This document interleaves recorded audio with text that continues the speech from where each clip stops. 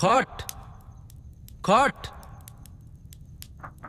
কে কে ওখানে? কই?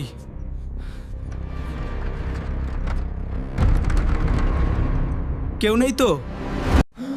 হঠাৎ পেছন থেকে একটা ঠান্ডা গলা, আমি এখানে।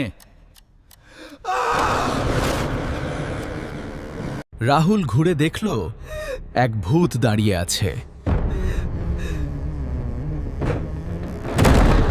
দাঁড়াও দাঁড়াও, ভয় পেও না, আমি নতুন এখানে। আপনি কি রুম শেয়ার করতে চাই? রাহুল হতভম্ব। ভূত হয়ে রুম শেয়ার? আমি অনেক দিন ধরেই একা থাকি। এসো, আমার বিছানা শেয়ার করো। ভাড়া অনেক বেশি, একা পারছি না।